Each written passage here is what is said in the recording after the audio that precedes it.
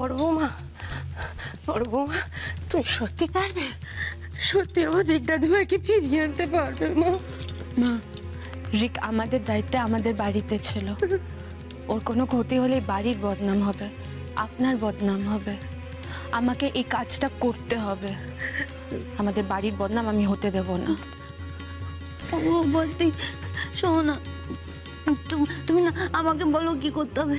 সব দোষ আমার, আমি ভুল করেছি বদে। তুমি আমায় বলো। নিজেকে সামলাও, সামলাও নিজেকে। বদে বিশ্বাস করো, আমি রিককে খুব সাবধানে নিয়ে গেছিলাম। সারা রাস্তা আমি ওর হাত ধরেছিলাম। আমি জানি বদে, আমি জানি আমি কিছুই পারি না, তাই আমি সত্যি খুব সাবধানে ওকে নিয়ে গেছিলাম। আমি রিকের কোনো ক্ষতি করতে চাইনি গো। সবাই বলেছিল আমি এই কাজটা পারবো না।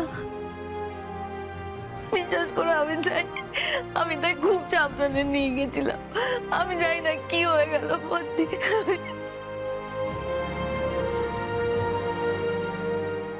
আমি জানি আমি কিছু পারি না। তোমরা ঠিকই বলো, আমি কিছু পারি না।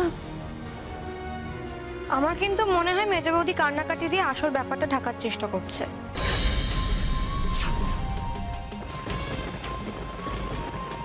আসল ব্যাপার কি বলতে চাইছিস কি তুই?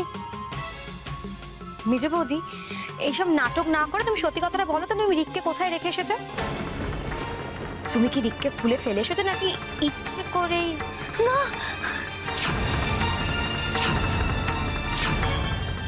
না না, ও সোমা, দোয়াই তোমার এরকম কথা বলো না।